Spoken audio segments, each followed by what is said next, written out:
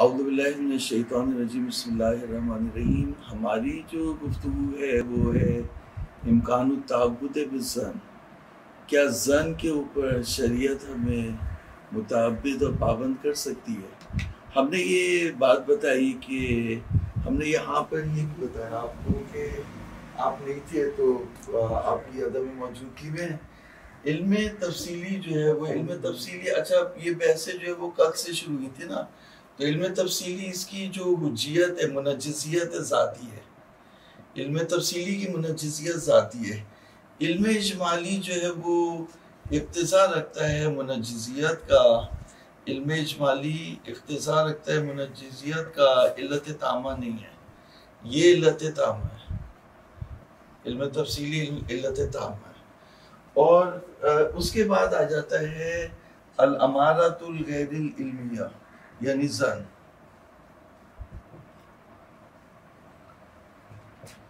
الامارہ غیر العلمیہ، اب ہمارا تو ہے نہیں، غیر کے اوپر الف لام نہیں لگاتے، الامارہ غیر العلمیہ۔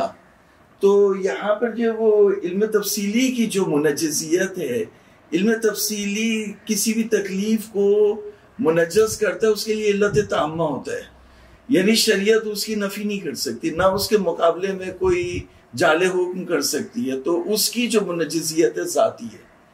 علم اجمالی جو ہے وہ اقتضا رکھتا ہے منجزیت کا، علت تامہ نہیں رکھتا، لہٰذا علم اجمالی، اچھا پھر ہم نے یہ بتایا کہ علم اجمالی منجز تکلیف ہے اگر کوئی معنی عقلی یا معنی شرعی نہ ہو، اور معنی عقلی معنی شرعی کیسے، جیسے ہم نے بتایا تھا تین چیزیں ہیں، یا شبہ بدویہ ہے، شبہ بدویہ یعنی جہاں علم اجمالی نہیں ہوتا، خالی شک، اسے کہتے ہیں شبہ بدویہ، اور جہاں علم اجمالی کے ساتھ شبہ ہوتا ہے اسے کہتے ہیں شبہ مقرونہ بالعلم الاجمالی۔ اس کے بھی دو حصے ہوتے ہیں، تو یا وہ شبہ محصورہ میں ہوتا ہے یا غیر محصورہ میں ہوتا ہے۔ تو شبہ غیر محصورہ کی مثال دی تھی، جیسے مثال کے طور پر ایک سبیل میں 1000 گلاس رکھے ہوئے ہیں شربت کے، ان 1000 گلاسوں میں سے ایک نجس ہے، تو کیا شریعت ہمیں پابند کرے گی کہ ان 1000 گلاسوں کو ہم ضائع کر دیں، گرا دیں؟ جی نہیں کرے گی۔ اچھا اگر ان 1000 گلاسوں میں سے ایک میں جو زہر ہو پھر بھی نہیں کرے گی؟ ہاں تو اب یہ دیکھنا ہوتا ہے، ابھی خیر ہم اس میں نہیں جا رہے نا ابھی تو، لیکن یہ کہ جو شبہ غیر محصورہ ہے، جیسے 1000 گلاس میں ایک جو ہے وہ نجس ہو، یا مثلا ایک ٹرک جو ہے وہ اس نے سینکڑوں مرغیاں اتاری، اس میں سے ایک مرغی جو ہے وہ طے ہو گئی، اور وہ دکاندار تو گوشت ضائع نہیں جانے دے گا نا، وہ تو دکاندار کو کیا چاہیے، اس کو بے وقوف کو چاہیے، ہمیں مسائل شریعت کو بتانے چاہیے، اس کو چاہیے کہ جیسے کوئی ہندو کسٹمر آتا ہے اس کو وہ گوشت دے دے، اور جو مسلمان ہے اس کو نہ دے، یا ہندو آ جائے یا کوئی مسیحی آ جائے، کوئی ڈانگرا آ جائے، کوئی کمیونسٹ آ جائے، اس کو دے دے لیکن اس کو نہ دے۔ تو علم اجمالی اگر کوئی معنی ہوگا، شبہ محصورہ میں معنی ہے تو وہاں حجت نہیں ہے۔ پھر ہم نے یہ بات بتائی تھی، اس سے نتائج نکالے تھے، آپ لوگوں کو نتائج دیے تھے کہ عملی میدان میں بھی اس کا کیا نتیجہ ہے۔ ہم نے بتایا تھا کہ ایک ہے تنجز تکلیف، جہاں تکلیف آ کے لگتی ہے، اور ایک ہے سقوط تکلیف۔ تو سقوط تکلیف میں علم اجمالی جہاں تکرار کا محتاج ہو، تعبدیات میں، عبادات میں جو ہے وہ جائز نہیں ہے، بلکہ کیا ہے، ظن تفصیلی مقدم ہے، یا قطع تفصیلی یا ظن تفصیلی۔ اگر تمکن رکھتا ہے قطع تفصیلی کا، ظن تفصیلی کا، تو ظن تفصیلی کی طرف جائے گا۔ تو کیا ہوا، علم اجمالی اگر تعبدیات میں، تو مثال کے طور پر آپ نے نماز جمعہ پڑھوا لی، نماز جمعہ جو ہے شرائط کے ساتھ ختم ہو گئی، پھر آپ کہہ رہے ہیں احتیاط مستحب کی نیت سے نماز ظہر پڑھو، تو صحیح نہیں ہے یہ فتویٰ۔ کیوں؟ اس لیے کہ یہاں کوئی احتیاط نہیں ہے، احتیاط نہیں ہے، ظن تفصیلی کی طرف آپ نے رجوع کر لیا، ظن تفصیلی سے علم اجمالی منحل ہو جائے گا، تو منحل ہو جائے گا۔ تو تعبدیات میں جہاں پر تکرار کا باعث ہو، انہوں نے کتنے اشکال کیے تھے علم اجمالی کے اوپر؟ اگر ہم علم اجمالی کے اوپر عمل کریں تعبدیات میں تو کتنے اشکال آئے تھے؟ 3 اشکال تھے. ایک تو یہ کہ قصد قربت نہیں کر سکتے. مثال کے طور پر آپ کو پتہ ہے کہ قبلہ جو ہے 4 سمت میں، یا ادھر ہے یا ادھر ہے یا ادھر ہے، پیچھے اوپر تو نہیں ہو سکتا نا، قبلہ یہی ہے. ٹھیک ہے، میں 4 نمازیں پڑھوں، ان میں سے کون سی نماز ہے وہ جو اللہ تعالیٰ نے مجھے حکم دیا جس کا، تو مجھے نہیں پتا، تو قصد قربت نہیں کر سکتے آپ اس میں. ٹھیک ہے. دوسرا اشکال کیا تھا؟ قصد تمیز نہیں کر سکتے. کون سی نماز، ان 4 میں سے کون سی نماز واجب ہے؟ قصد تمیز بھی نہیں کر سکتے. تیسرا اشکال کیا تھا بتاؤ؟ اللہ بے امر المولا کیا تھا؟ لکھو یہ دوبارہ. علم اجمالی پر عمل کرنے میں 3 اشکال آتے ہیں. یہ خود آپ اس کی عبارت آپ لکھ لیں. ایک تو قصد قربت حاصل نہیں ہو سکتی. دوسرا جو ہے وہ قصد تمیز حاصل نہیں ہو سکتا. اور تیسرا یہ کہ اللہ بے امر المولا، آپ مولا کے امر سے کھیل رہے. اگر کسی کے پاس 2 کپڑے ہیں، دو میں سے ایک نجس ہو جائے تو اس کو کیا کرنا چاہیے؟ اس کو تحقیق کرنی چاہیے کہ صحیح کپڑے تک پہنچ جائے. اگر نہیں پہنچ سکتا تو بات الگ ہے، ورنہ اسے تحقیق کرنی چاہیے. اچھا، شیخ نے تینوں کا جواب دیا تھا. شیخ نے یہ دیکھو ایسے لکھنا چاہیے 1 منٹ میں مل جائے انسان کو. لکھنا بھی جو ہے نا ایک فن ہے. لکھنا ایسے چاہیے، دیکھو اس طرح جیسے اسکیچ بنا کے لکھتے ہیں نا، اس کے اوپر ہیڈنگ ہو. جیسے دیکھو ادھر دکھاؤ، یہ دیکھو جب پہلے تم ہیڈنگ لکھو گے، پہلے لکھو گے علم اجمالی پر عمل کرنا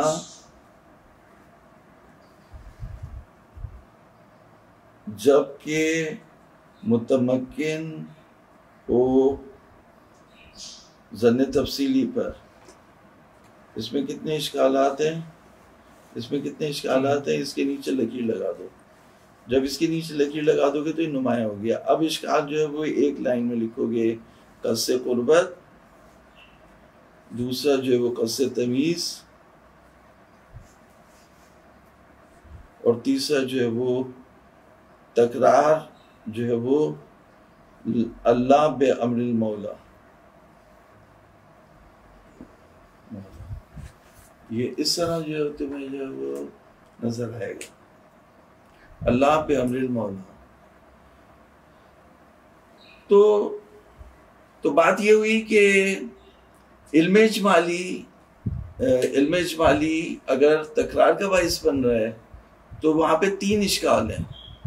کیا پہلا اشکال کیا ہے؟ قصد قربت نہیں کر سکتے. آخر نے تینوں کا جواب دیا. 12 لیکن اشکال ہے اپنی جگہ پر، تینوں اشکال ہیں. تو علم اجمالی جہاں پر مانے ہو، رکاوٹیں ہوں، وہاں پر جو وہ حجت نہیں ہے. ٹھیک ہے، ایک بات تو یہ آ گئی. علم اجمالی جہاں پہ رکاوٹیں ہوں وہاں پہ منجز تکلیف نہیں ہے، اور سکوت تکلیف بھی جو ہے وہ جہاں محتاج تکرار ہو وہاں بھی اشکالات ہیں. لہٰذا اگر یہ متمکن ہے ظن تفصیلی سے یا قطع تفصیلی سے تو یہ قطع تفصیلی حاصل کرے گا، ظن تفصیلی حاصل کرے گا، علم اجمالی کو سائیڈ میں رکھ دے گا. یعنی علم اجمالی یعنی احتیاط کو سائیڈ میں رکھ دے گا. ٹھیک ہے، یہ احتیاط جو ہے ہی مقرر دین، کسی کام کی نہیں ہے. اچھا، یہ تو ہو گئی ایک بات. تو یہ تو ہم نے بات کی کس کے اوپر؟ علم اجمالی کے اوپر، کہ علم اجمالی جو ہے وہ جہاں منجزیت جو ہے وہ اس کی. اچھا، پھر اس کے بعد ہم نے یہ بات کی کہ اس کے بعد کیا بات ہوئی؟ اس کے بعد یہ بات آئی کہ ہم علم اجمالی کے اوپر اعتماد کر سکتے یا نہیں کر سکتے. تو انہوں نے شیخ نے پھر یہ کہا کہ جہاں پر آپ ظن تفصیلی کا دروازہ آپ کا کھلا ہوا ہے نہیں کھلا ہوا، آپ تمکن رکھتے ہیں ظن تفصیلی حاصل کر لیں یا نہیں کریں. تو انہوں نے کہا کہ اگر آپ تمکن رکھتے ہیں قطع تفصیلی علم تفصیلی حاصل کرنے کا تو آپ علم تفصیلی کی طرف جائیں گے. اگر ظن تفصیلی کی طرف کا آپ تمکن رکھتے ہیں تو اس کی طرف جائیں گے. لیکن اگر آپ ظن تفصیلی کی طرف نہیں گئے، علم تفصیلی کی طرف نہیں گئے، آپ پھنسے رہے سی علم اجمالی اور احتیاط میں، تو انہوں نے یہ کہا تھا کہ ایسے شخص کا جو عمل ہے وہ باطل ہے. ایسے شخص کا عمل باطل ہے جو علم اجمالی پر کیوں اس لیے کہ ظن تفصیلی مقدم ہے علم اجمالی کے اوپر. علم اجمالی جو ہے وہ منجزیت نہیں رکھتا اگر ظن تفصیلی کا دروازہ کھلا ہو. مثال کے طور مجھے نہیں پتا کہ میرے امام نے کیا فرمایا کہ نماز میں حمد کے بعد سورہ پڑھنا واجب ہے، واجب نہیں ہے. میرے امام نے کیا فرمایا تسبیحات اربع ایک دفعہ پڑھنا چاہیے، 3 دفعہ پڑھنا چاہیے. مجھے نہیں پتا چل رہا میرے امام نے کیا فرمایا.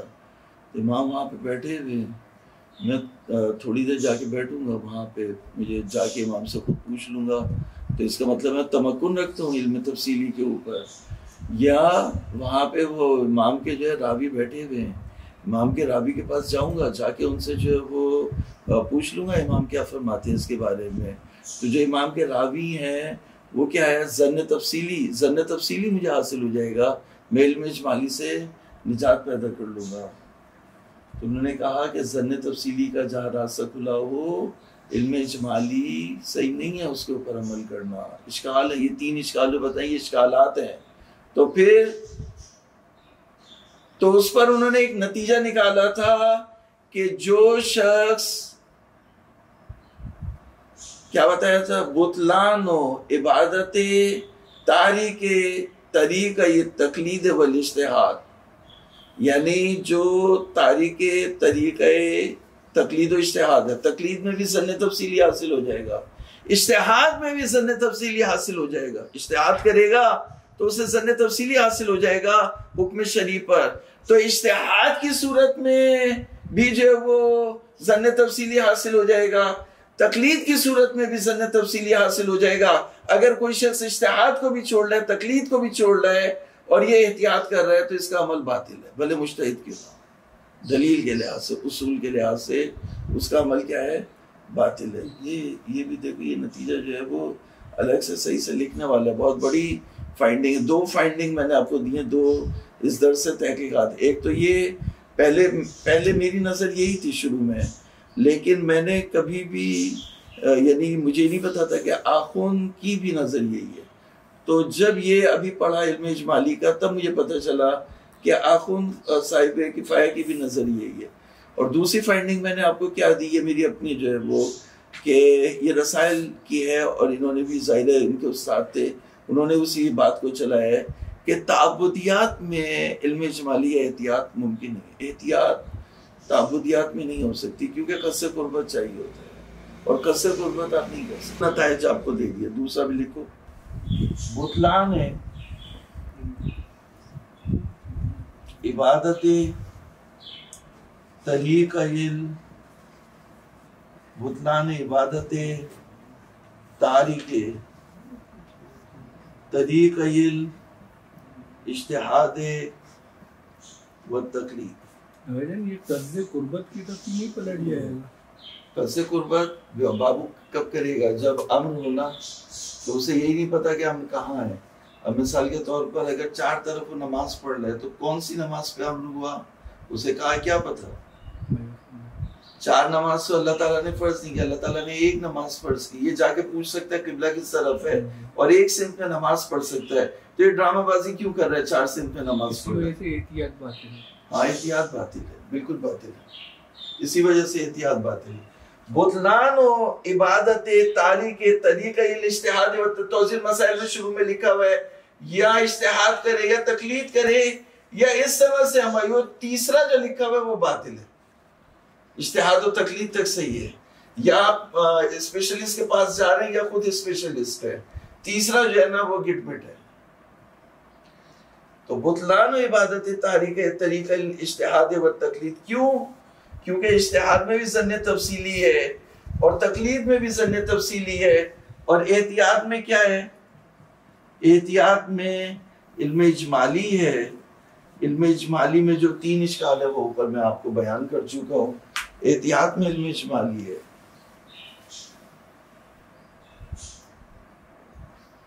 یہ ایسے ایسے کر کے بنا کے لکھیں گے نا تو یہ صحیح رہے گا. لکھا ہوا سب لکھوایا تھا میں نے, سب لکھوایا تھا. صحیح ہے, چلو خیر.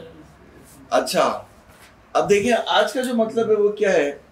میں نے آپ کو کیا بتایا تھا کہ 3 چیزیں آپ فرض کریں گے. ایک, باری تعالیٰ کے لیے جو وجود ہے وہ کیا ہے, واجب ہے, یعنی ضرورت وجودی رکھتا ہے. وجود واجب ہے باری تعالیٰ کے لیے, تو ضرورت رکھتا ہے ثبوت میں.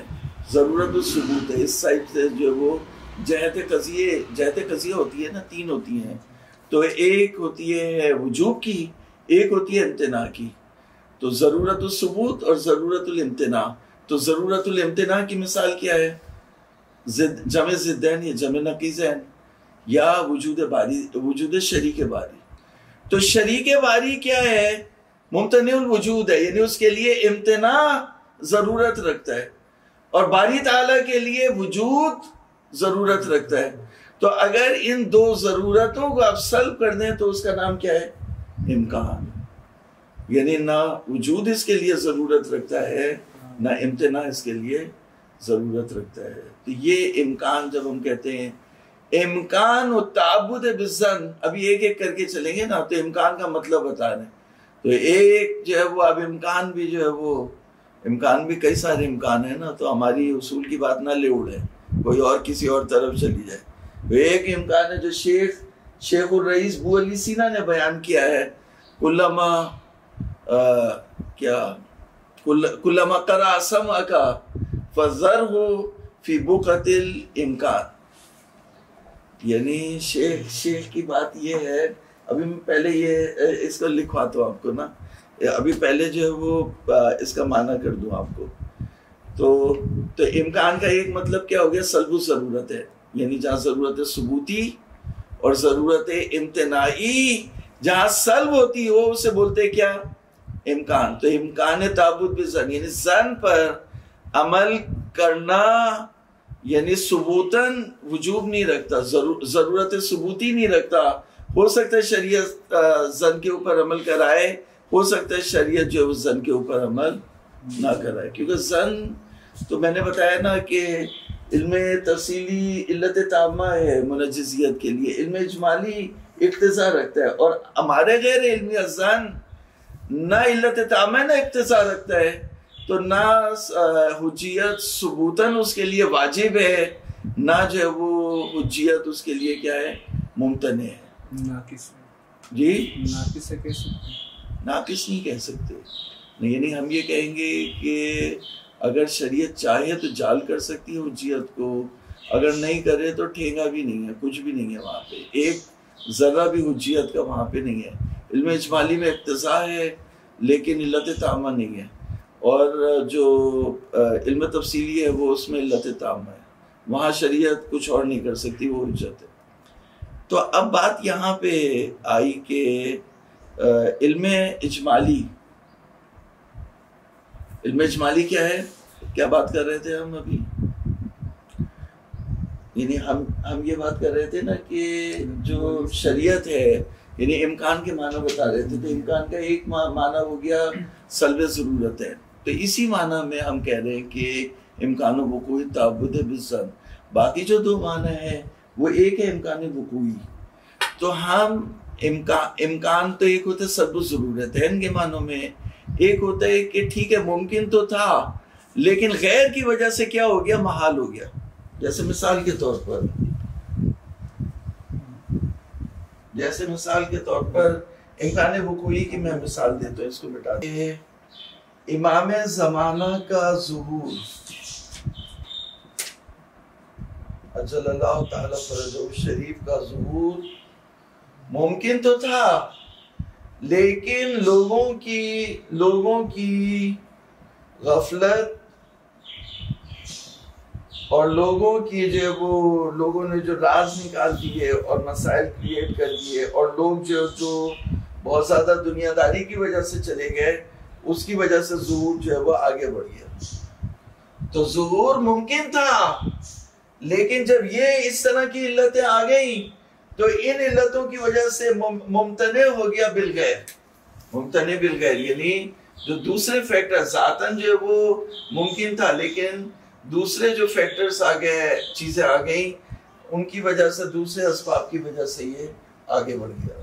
ٹھیک ہے، تو اس طرح سے ایک چیز ہوتی ہے، جیسے مثال کے طور پر ہم کہیں کہ اس زمین پہ ذاتاً تو پودا ہو سکتا ہے، لیکن ہم نے کیونکہ پتھر لگائے ہوئے، وہاں پر پتھر اندر بھرے ہوئے ہیں، تو یہاں پہ پودا نہیں اگ سکتا۔ تو پودا اگنا کیا ہے؟ ممتنع ہے، کس کی وجہ سے؟ پتھر کی وجہ سے۔ دوسری مثال کیا ہو گئی؟ پودا اگنا ممتنع ہے پتھروں کی وجہ سے، پتھر جو ہے بالغیر ہو گیا۔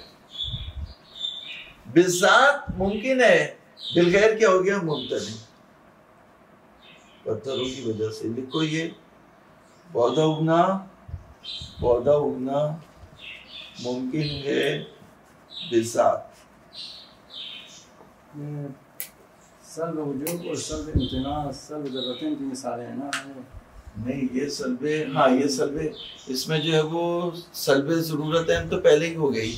اب ممکن ہے، ممکن تو ہے، ممکن ذاتاً ممکن تھا، ذاتاً جو ہے وہ مثال کے طور پر جو ہے وہ ذاتاً اگر ایک میاں بیوی ہے، ان کے جو ہے وہ بچہ پیدا ہو سکتا ہے، لیکن اس کے کوئی مشکلات ہو گئی، غلط علاج کیا، یہ وہ کیا، اب اس کے لیے محال ہے بچہ پیدا ہو، تو کیا ہوا؟ یعنی اس کے ذاتاً ممکن تھا، لیکن دوسرے اسباب کی وجہ سے، غیر کی وجہ سے وہ کیا ہو گیا؟ ممتنع ہو گیا، یا دوسرے اسباب کی وجہ سے کیا ہو گیا؟ واجب ہو گیا۔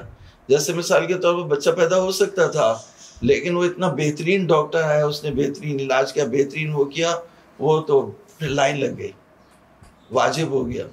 تو جہاں سب تمام اسباب جمع ہو جائیں تو علت تامہ بن جائے تو واجب ہو جاتا ہے، اور جہاں امتناع کی دلیلیں بن جائیں تو وہ ممتنع ہو جاتا ہے۔ تو ایک چیز ممکن ہے ذاتاً جو ہے وہ ممکن ہو، لیکن غیر کی وجہ سے کیا ہو جائے؟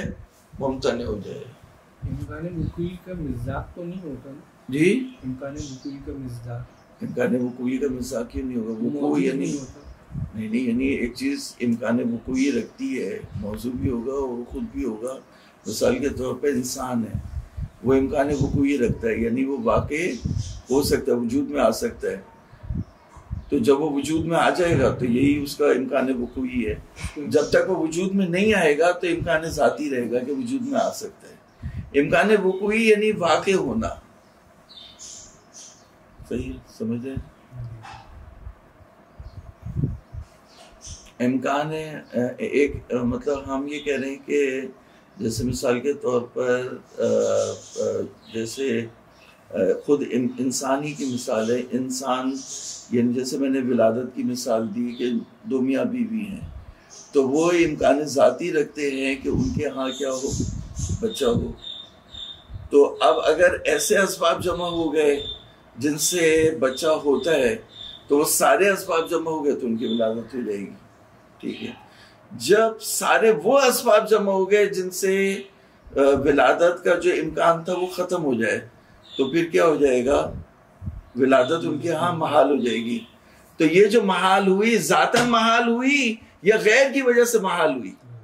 ہاں، غیر کی وجہ سے، غیر کی وجہ سے۔ تو وہ غیر جو ہے وہ تو ایک طرح ایک چیز جو ہے وہ بالغیر ممتنع بھی ہو جاتی ہے۔ تو ہم یہاں پہ امکان بمانے سلب ضرورتین کی بات نہیں کر رہے، بلکہ ہم یہاں پہ بات کر رہے ہیں کس کی؟ امکان وقوعی کی، کہ یعنی کیا شریعت میں ایسا واقع ہوا ہے کہ شریعت نے زن کے اوپر ہمیں پابند کیا ہو یا نہیں ہوا۔ ٹھیک ہے، اس کے مقابلے تیسرا امکان جو ہے وہ شیخ الرئیس بو علی سینا جو فلسفی ہیں، انہوں نے بھی امکان کے لفظ کو استعمال کیا ہے۔ تو وہ کس معنی میں کیا وہ بتاتے ہیں آپ کو۔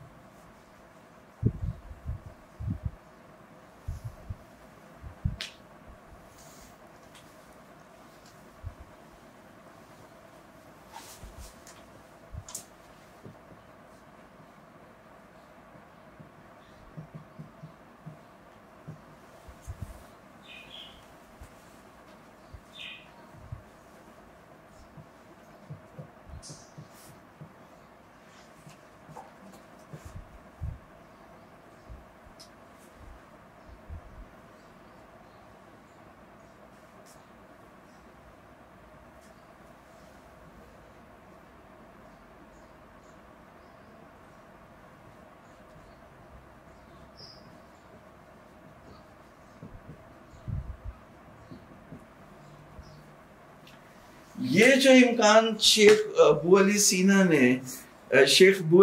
نے امکان کا لفظ استعمال کیا ہے، یہ یقین کے مقابلے میں، یعنی چاہے احتمال ہو تو کہا کلما قرأ سمعک، یعنی اگر کوئی چیز بھی تمہارے جو ہے وہ کانوں کو کھٹکھٹائے، یعنی کوئی بھی چیز تم سنو، کوئی روایت تم سنو، کوئی بھی چیز تمہارے کانوں تک آئے، کوئی بات تمہارے کانوں تک آئے، تو فذرہ فی بقعۃ الامکان، تو تم اسے امکان کے خانے میں رکھ دو، یعنی فوراً اس کا انکار یا اس کی مخالفت نہیں کرو۔ اگر کوئی بات سنو تو یا دلیل کے ذریعے سے، اگر تمہارے پاس دلیل ہے تو اس کے ذریعے سے اس کو رد کرو، اگر مان رہے ہو تو اس کے ذریعے سے اس کو مانو پکا کر کے، اگر دلیل نہیں ہے تو پھر اس کو امکان کے خانے میں رکھ کے چھوڑ دو، ہو سکتا ہو آپ کہتے ہیں احتمال دے دو، ہو سکتا ہو، آپ کو اڑنے کی ضد کرنے کی کیا ضرورت ہے۔ یہ بات کس نے کہی ہے؟ شیخ ابو علی سینا نے کہی ہے کہ کلما قرأ سمعک، قرأ عین سے جب کہتے تو اسے کہتے کھٹکھٹانا، کوٹنا، تو القارعہ تو ملقارعہ، قارعہ یعنی کوٹنے والی، دبانے والی، کوٹنے والی، تو کلما قرأ سمعک، جو چیز بھی تمہارے کانوں کو کوٹے تو کھٹکھٹ کرے، اس کو کیا کرو تم؟ فذروا فی بقعۃ الامکان، اسے امکان کے سیکشن میں رکھ لو، یعنی احتمال دے دو کہ ایسا ہو سکتا ہے۔ تو ہم جب کہتے ہیں کہ امکان التعبد بالظن، کیا شریعت ہمیں ظن کے اوپر متعبد کر سکتی ہے یا ظن کے اوپر متعبد نہیں کر سکتی شریعت ہمیں؟ تو اس کے بارے میں کہہ رہے ہیں کہ ظن کے اوپر متعبد کر سکتی ہے یا شریعت ظن کے اوپر متعبد نہیں کر سکتی۔ تو اس کے بارے میں کہہ رہے ہیں کہ نہ امکان ذاتی ہے بے معنی سلب ضرورتین، نہ امکان ذاتی بے معنی شیخ رئیس نے جو کہا ہے، جو احتمال کے یعنی یقین کے مقابلے میں احتمال ہے، نہ وہ امکان ہے، نہ پہلا والا امکان ہے، نہ تیسرا والا بیچ کا امکان ہے، امکان وقوعی، یعنی کیا ایسا واقع ہوا ہے، ایسا ہوا ہے یا نہیں ہوا۔ تو اب اس میں جو شیخ نے تھوڑی سی عبارت پڑھ لیں گے، آج وہ ہمارے 3 لوگ تو آئے نہیں، تو شیخ نے اس میں جو بات کہی ہے وہ یہ کہی ہے کہ انہوں نے، شیخ انصاری نے یہ بات کہی ہے کہ سیرے عقلا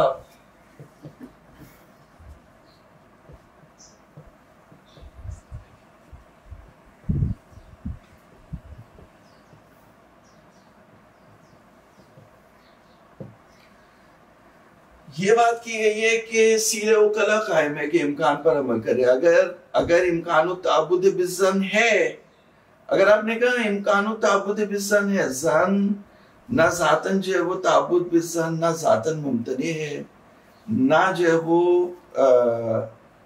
ہے وہ ثبوت اس کا وجوب رکھتا ہے، نہ ضرورت ثبوتی رکھتا ہے، نہ ضرورت امتناعی رکھتا ہے۔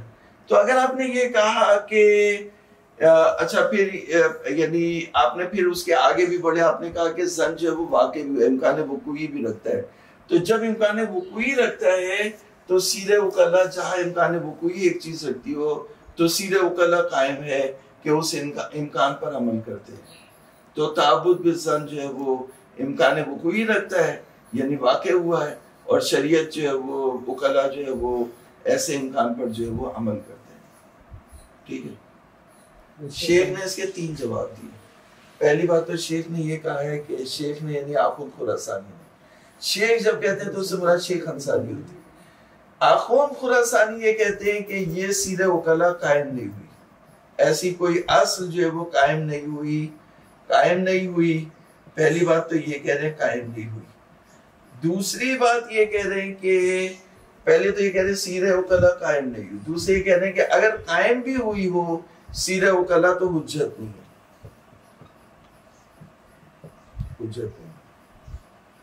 حجت نہیں ہے۔ تیسرا اشکال یہ ہے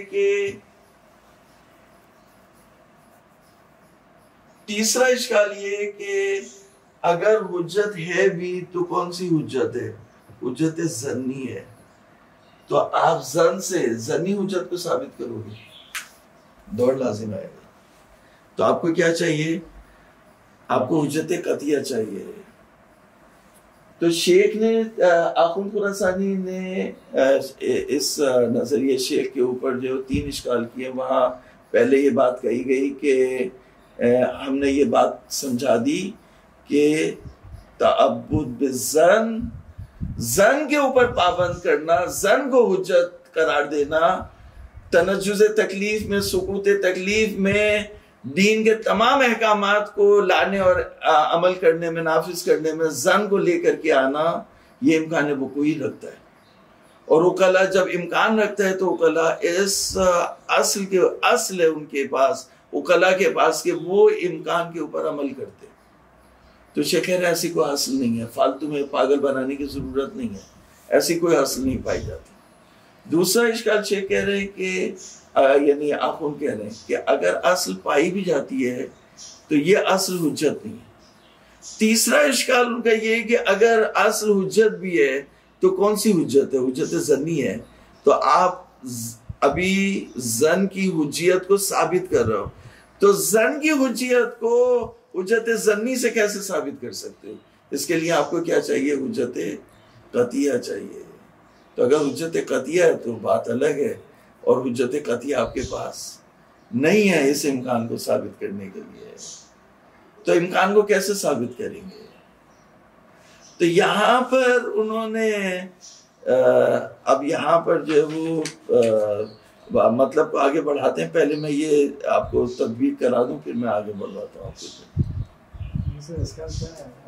دوسرا اشکال یہ ہے کہ پہلا اشکال تو یہ ہے کہ ایسی کوئی اصل عقلا کے پاس نہیں ہے کہ جہاں بھی کسی چیز کا امکان ہو وہ اس امکان کے پیچھے بھاگے۔ ایسی کوئی اصل عقلا اس کے اوپر عمل نہیں کرتے۔ عقلا کسی بھی ایسی اصل پر عمل نہیں کرتے کہ جہاں بھی کسی چیز کا امکان ہو فوراً پیچھے بھاگے اس کو اصلاً متبعاً عند العقلا نہیں ہے کہ عقلا جو ہے وہ ہر چیز میں امکان کے پیچھے بھاگے۔ ٹھیک ہے، ایک بات تو یہ ہوئی۔ دوسری بات کیا ہوئی؟ دوسرا اشکال ان کا کیا ہے؟ اگر مان بھی لیا کہ اصل ہے، عقلا بھاگتے، تو عقلا ہے، معصوم تو نہیں ہے کہ ان کا عمل ہم ان کے، اگر وہ ایک کام کر رہے ہیں تو ہم ان کے پیچھے بھاگے۔ جب تک معصوم کی تائید نہ ہو تو حجت نہیں ہے۔ عقلا کا عمل ہمارے لیے حجت نہیں، حجت شریعہ نہیں ہے، حجت نہیں ہے۔ تو جاتے ہوں عقلا، جاتے ہوں عقلا کے تو پیچھے نہیں ہے، ہم کس کے پیچھے ہیں؟ معصوم کے پیچھے۔ ٹھیک ہے۔ تیسرا اشکال یہ ہے، اگر مان بھی لیا حجت ہے، چلو ٹھیک ہے، آپ نے بہت ثابت کیا، تو کیا ثابت کریں گے کہ جو عقلا کا امکان کے پیچھے جانا، امکان کو اصل سمجھنا، اصلاً متبعاً ایسی اصل سمجھنا جس پہ وہ عمل کرتے ہوں، تو اس کے پیچھے جانا حجت ہے۔ تو کون سی حجت ظنی؟ حجت قطعی ہے، حجت ظنی ہے۔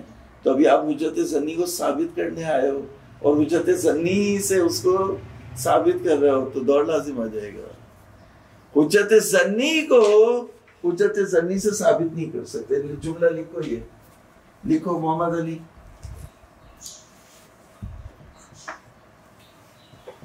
حجت ظنی کو حجت ظنی سے ثابت نہیں کر سکتے۔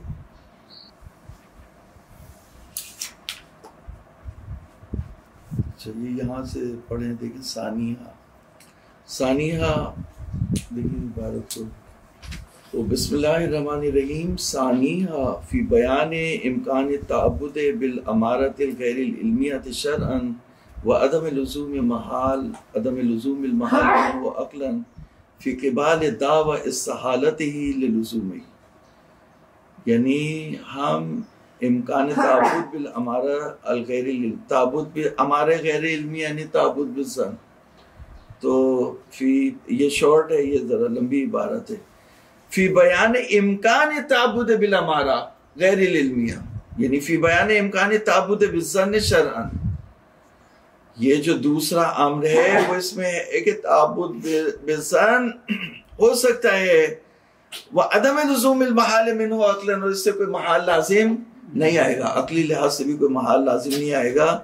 اس کے مقابلے میں کہ دعوی استحالہ کیا گیا ہے، للزوم ہی، یعنی اس سے جو ہے وہ محال للزوم المحال، اس سے محال لازم آئے گا. کچھ لوگوں نے کہا ہے کہ اس سے محال لازم آئے گا. ابن قبا نے کہا ہے. ابھی آپ کے جو ہے وہ ابھی مطلب بڑھاتے ہیں آگے تو آپ کو بتاتے ہیں. بڑی اہم بحث ہے یہ جم بین الحکم ظاہری والواقعی، یہ جو ہے یہ وہ والی بحث ہے. تو ابھی یہ وہاں تک پہنچے گی. تو ابھی جو ہے وہ دیکھیں آپ آگے کیا کہنے. وَلَيْسَ الْإِمْكَانُ بِهَذَا الْمَعْنَى، امکان اس معنی میں نے کتنے معنی بیان کیا آپ کو؟ 3 معنی. ایک تھا امکان بے معنی سلب و ضرورت ہے، اور تیسرا تھا امکان ذاتی، اور بیچ میں تھا امکان وقوعی. تو امکان وقوعی جو ہم نے کہا امکان اس معنی میں لیس الامکان بہذا المعنی بل مطلق، بل بطور مطلق تینوں امکان بھی لے آئے آپ. ہم جنگ کرنے کے لیے تیار ہیں.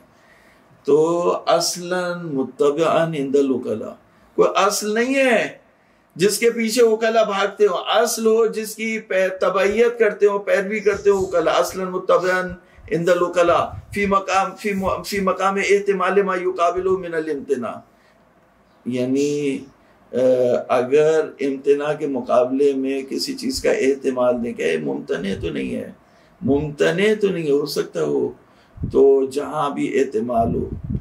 لمن کون سیرتہم، تو اب پہلا تو یہ کہ پہلا اشکال تو یہ ہو گیا، یہی آ گیا کہ اصل نہیں ہے. تو لمن کون سیرتہم علی ترتیب آثار الامکان عند الشک فیہ، تو جیسے کہ ہم منع کریں گے کہ ہم نہیں مانتے، ہم روکتے ہیں اس بات سے کہ ان کی سیرت اس پہ قائم ہو کہ آثار امکان مرتب کریں جب ان کو شک ہو کسی چیز کے وجود میں. تو کسی چیز کے وجود میں شک ہوتا ہے تو وہ آثار امکان کو مرتب مجرد شک سے جو وہ مرتب نہیں کرتے. خیر ہم لوگ تو کر لیتے ہیں، افواہوں پہ بھی کان دھر لیتے ہیں. خوب. ومن حجیتہا، یہ دوسرا اشکال یہ ہے کہ اگر بالفرض وکلا ایسا کرتے بھی ہیں، یعنی مرتب کرتے ہیں امکان کے آثار، وجود کے آثار مرتب کرتے ہیں مجرد شک کی صورت میں، تو ہم ان کے جو عمل ہے اس کو ان کی اصل کی حجیت کے قائل نہیں ہے. من حجیتہا لو سلما ثبوتہا، حجیتہا کی ضمیر سیرت پہ پلٹی. من حجیت سیرہ لو سلم ثبوت السیرہ لعدم قیام دلیل قطعی علی اعتبارها والظن به لو کان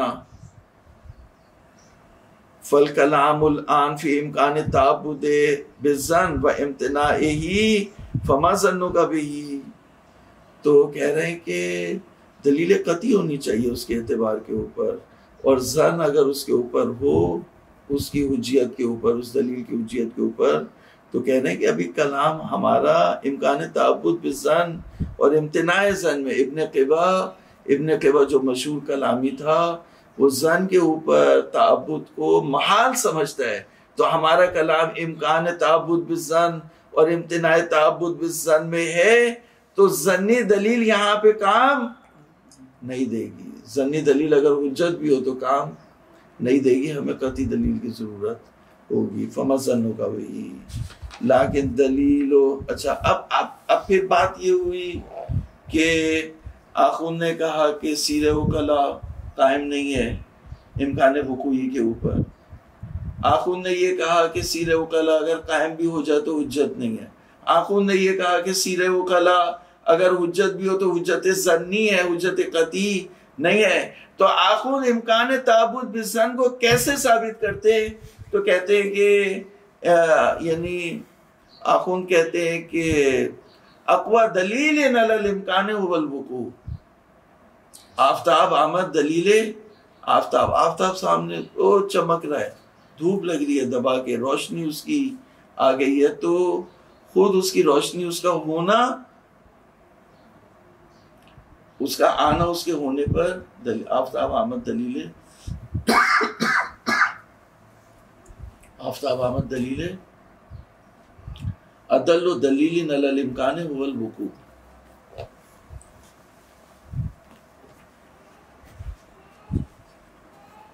تو آخون نے امکان کو کیسے ثابت کیا؟ ایک سوال لکھیے اس سوال کو. جب یہ اشکال آپ نے لکھے تو اس کے نیچے ایک لائن لکھو اس کے نیچے ہیڈنگ لگاؤ کہ آخوند خراسانی نے جب ان کی مشہور کی دلیل کو باطل کر دیا تو آخوند خراسانی نے امکان کو کیسے ثابت کیا؟ یہ سوال ہے نا، یہ سوال ہے، تو اس کا جواب یہ کہ آخوند یہ کہتے ہیں الوقوع، آخوند کہتے ہیں کہ آنکھیں کیا نہیں ہے، کہ آنکھیں نہیں ہے تو جا چشمے کی ڈاکٹر کے پاس جا کے چشمہ بنا کے آؤ. تم نہیں دیکھ رہے کتنی جو وہ لا یجوز التشکیک فیما رویا انا سقاتنا فیما روا انا سقاتنا. تو معصوم نے جو وہ اتنی جو حجتیں بیان کی، یہ ساری روایتیں بیان کی، یہ ساری حدیثیں بیان کی، یہ تو سب ان کے اوپر جو ہے وہ ان کو حجت قرار دیا. تو ان کا جو وقوع ہے، ان کا واقع ہونا، یہی دلیل ہے کس کے اوپر؟ امکان تعبد بالظن کے اوپر.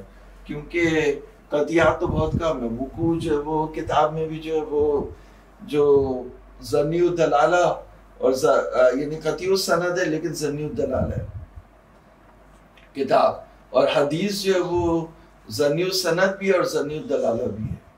اور جو متواتر حدیثیں وہ تو بہت کم ہیں، تو نص نصوص کم ہے. اسی طرح سے دلیل قطعی قرآن میں بھی کیا ہے؟ کم ہے. تو شریعت نے علم ماشاءاللہ جو وہ واقع ہوا، پورا دین جو وہ ظن سے آیا. تو عدل و دلیل علی الامکان، امکان کے اوپر عدل و دلیل کیا ہے؟ الوقوع. عدل و دلیل علی الامکان الوقوع.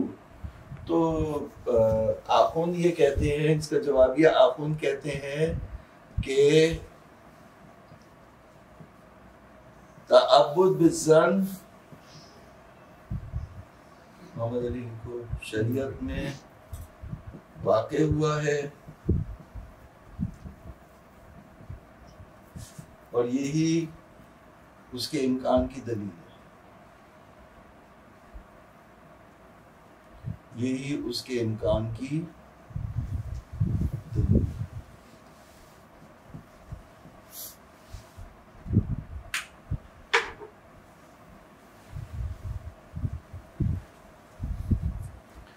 مشہور نے جس طرح سے، مشہور اصولیین نے جس طرح سے امکان کے اوپر دلیل دی ہے، اس کو شیخ انصاری نے بھی رد کیا ہے اور آخوند خراسانی نے بھی اس کو رد کیا. تو یہ دلیل بھی جو ہے وہ شیخ کی نہیں ہے یہ، کیونکہ اس میں بھی میں نے دیکھا، اس میں شرح اعتمادی میں بھی اس کو دیکھا، تو یہ پہلے کی ہے، لیکن رسائل میں نہیں ہے. رسائل میں نہیں ہے تو پھر اگر رسائل میں نہیں تو پھر شاید انہی کی دلیل ہو یا حواشی سے ہو، مجھے یہ نہیں پتا. کہ بہرحال یہ کہ یہاں پر تو جو عدل و دلیل علی الامکان الوقوع، وقوع جو ہے وہ دلیل بنائی ہے انہوں نے امکان کی. تو یہ آخوند خراسانی کا نظریہ ہے یا شیخ کا نظریہ ہے، یہ مجھے یہ ابھی اس میں یعنی کنفرم نہیں ہے، کیونکہ رسائل میں انہوں نے وقوع کی بات نہیں کی. ہم نے رسائل بہت پڑھائی ہے اور بہت اس کے امتحانات بھی لیے، اور بہت اہم بحث ہے یہ رسائل کی. تو وہاں پہ ہم نے نہیں دیکھا، لیکن یہاں پر یہ کفایہ میں بتا رہے ہیں. تو یہ ہو سکتا ہے کہ آخوند خراسانی کا نظریہ ہو. باقی جو مشہور نے امکان کے اوپر دلیل دی ہے وہ ہم بتائیں گے کہ اس کے اوپر اشکال کیا ہے. دیکھیں، لیکن دلیل و وقوع التعبد بالامارۃ الغیر العلمیہ، یعنی تعبد بالظن. پھر بہا کی ضمیر کس پہ پلٹے گا؟ تعبد بالامارۃ الغیر العلمیہ، ہمارے غیر علمی. تعبد بالامارہ غیر العلمیہ یعنی تعبد بالظن من طرق اثبات امکان ہی. تو کہہ رہے ہیں وقوع التعبد، تعبد واقع ہوا ہے، شریعت نے تعبد کروایا ظن کے اوپر. یہ واقع ہونا، جیسے میں نے حدیث پڑھی، لا یجوز التشکیک فیما روا انا سقاتنا، جو ہمارے سقات نقل کر رہے ہیں اس میں تشکیک کرنا جائز نہیں ہے. تو اگر آپ اس کو روایت کو حاکم نہ سمجھیں، یعنی آپ اس کو ظاہری معنی پہ لیں، تو روات جو روایت کر رہے ہوتے ہیں اسے ظن حاصل ہوتا ہے، اور اس میں تشکیک نہیں کرنا یعنی وہ حجت ہے. تو ظن کو کیا کیا؟ حجت قرار دیا. وقوع تعبد بها من طرق اثبات امکانہ حیث یستکشف بہ، اس لیے کہ اس سے کشف ہوتا ہے عدم ترتب محال من تعلیم باطل. تو یعنی اگر ادھر دیکھیں، اگر کوئی محال اس کے اوپر مترتب ہو رہا ہوتا تو شریعت یہ کام کرتی؟ اللہ تعالیٰ اللہ رسول یہ کام کرتے؟ نہیں. تو اس کا مطلب یہ ہے کہ کوئی محال اس کے اوپر نہیں ہے، سرے سے نہیں ہے. اگر ہوتا تو وہ اس کو لاگو نہیں کرتے، نافذ نہیں کرتے. ان کا نافذ کرنا یہ بتا رہا ہے کہ اس کے اوپر کوئی محال مترتب نہیں ہوتا. من حیث یستکشف بہ، یعنی اس وقوع سے یستکشف بالوقوع، بہی کی ضمیر وقوع پہ پلٹے گی. یستکشف بالوقوع عدم ترتب محال من تعلیم باطل فیمتنع مطلقا علی الحکیم، یعنی بطور مطلق جو ہے وہ ممتنع ہوتا اس کے اوپر تعبد یا علی الحکیم تعالی، یا اللہ تعالیٰ پر جو حکیم ہے اس کے اوپر ممتنع ہوتا کہ وہ تعبد بظن کرواتا. فلا حاجت معه الى اثبات الامکان وبدونه لا فائدۃ فی اثباته. چلو یہ اس کا معنی اور کر دیں، پھر یہاں پہ اس درس کو ختم کر دیتے ہیں. اچھا، ایک طریقہ تو وہ تھا کہ انہوں نے کہا تھا کہ جی امکان پر سیدھے وکلا قائم، تو اسی طریقے کو اگر وہ کریں تو کہہ رہے ہیں اثبات امکان، یعنی امکان کو ثابت کرنا. تو اب کچھ نہ کچھ وہ ہلدی پھٹ کر ادھر ادھر سے جمع کرنی پڑے گی نا، کہ امکان کو ثابت کریں. کوئی نہ کوئی دلیل تو لانی پڑے گی، کچھ نہ کچھ صغرا کبرا، کوئی نہ کوئی استدلال، کچھ نہ کچھ کرنا پڑے گا، زحمت کرنی پڑے گی، سوچنا پڑے گا، استدلال لانا پڑے گا. اس کے بعد جو ہے وہ یہ چٹنی بنا کے جو ہے وہ یہ جو ہے وہ امکان کیا ہوگا؟ ثابت ہوگا. تو آپ ہم کہہ رہے ہیں اتنی زحمتوں میں آپ کو اتنی تکلیفیں کرنے کی ضرورت کیا تھی؟ اثبات امکان، آپ کو امکان کو ثابت کرنے کی ضرورت کیا تھی؟ کوئی ضرورت ہی نہیں ہے. وقوع خود اس کی سب سے امکان کو آپ نے ثابت کر دیا. اگر آپ نے امکان کو ثابت کر دیا، بالفرض اگر امکان کو ثابت کر دیا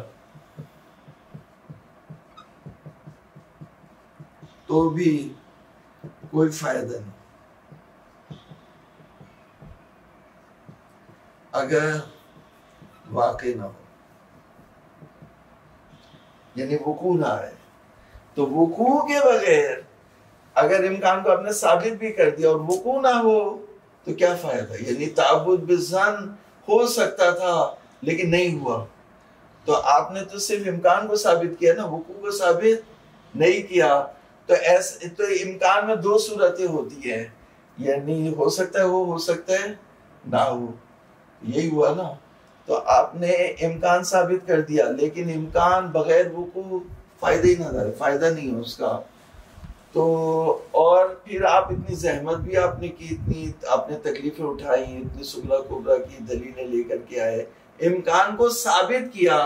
تو اس سے بہتر نہیں ہے کہ آپ ہماری دلیل کو مان لے کہ امکان کی سب سے بڑی دلیل وقوع ہے، جو شریعت میں یہ اتنی جو ہے وہ شریعت نے کہا دو عادل آئے تو گواہی دیں تو وہ اس کا دعویٰ ثابت ہو جاتا ہے.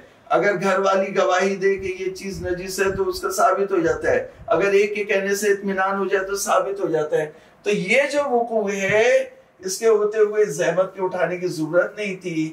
اور اگر بالفرض آپ نے امکان کو ثابت بھی کر دیا تو ایسا امکان جس میں وقوع نہ ہو اس کا کوئی فائدہ نہیں ہے. دو اشکال ہے.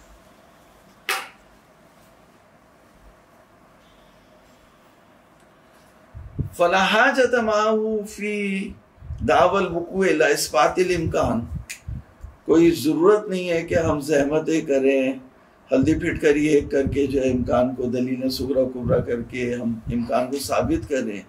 تو ثابت بھی ہو گیا. وبدون الوقوع، ایسا امکان جس میں وقوع نہ ہو، لا فائدہ فی اثباتہ، اس کے ثابت کرنے کا کوئی فائدہ نہیں ہے. کما ہوا واضح. وصلی اللہ علی محمد وآلہ الطیبین الطاہرین.